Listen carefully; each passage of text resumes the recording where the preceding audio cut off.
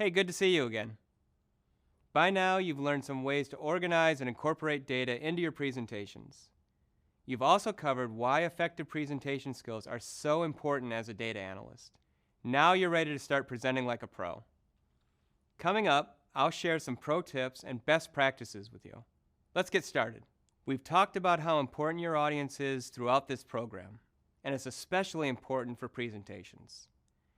It's also important to remember that not everyone can experience your presentations the same way.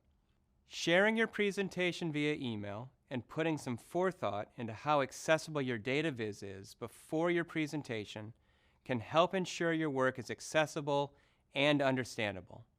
But during the actual presentation, it can be tempting to focus on what's most interesting and exciting to us and not on what the audience actually needs to hear.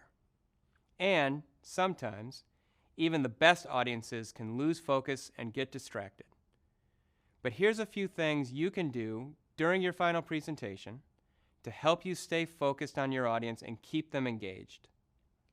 First, try to keep in mind that your audience won't always get the steps you took to reach a conclusion. Your work makes sense to you because you did it. This is called the curse of knowledge. Basically, it means that because you know something, it can be hard to imagine your audience not knowing it. It's important to remember that your audience doesn't have the same context you do, so focus on what information they need to reach the same conclusion you did. Earlier, we covered some useful things you can add to your presentations to help with this.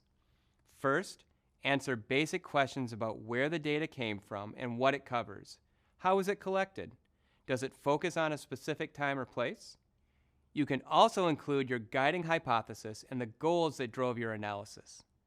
Adding any assumptions or methods you use to reach your conclusions can also be useful. For example, in our avocado presentation, we grouped months by season and looked at overall trends. And finally, explain your conclusion and how you reached it.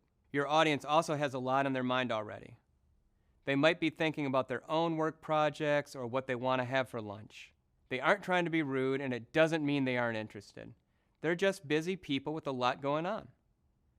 So, try to keep your presentation focused and to the point to keep their minds from wandering. Try not to tell stories that take your audience down an unrelated line of thinking. And try not to go into too much detail about things that don't concern your audience. You might have found a really exciting new SQL database, but unless your presentation is about databases, you can probably leave that out. Your audience can also be easily distracted by information in your presentation. For example, the more you include in a chart, the more your audience will need to explore it. So try to avoid including information in your presentations that you don't think will be productive to discussions with your audience. Sharing the right amount of content to keep your audience focused and ready to take action. It's also good to note that how you present information is just as important as what you present. And I have some best practices for delivering presentations. First, pay attention to how you speak. Keep your sentences short. Don't use long words where short words will work. Build in intentional pauses to give your audience time to think about what you've just said. Try to keep the pitch of your sentences level so that your statements aren't confused for questions. Also, try to be mindful of any nervous habits you have. Maybe you talk faster, tap your toes, or touch your hair when you're nervous. That's totally normal. Everyone does. But these habits can be distracting for your audience. When you're presenting, try to stay still and move with purpose. Practice good posture and make positive eye contact with the people in your audience.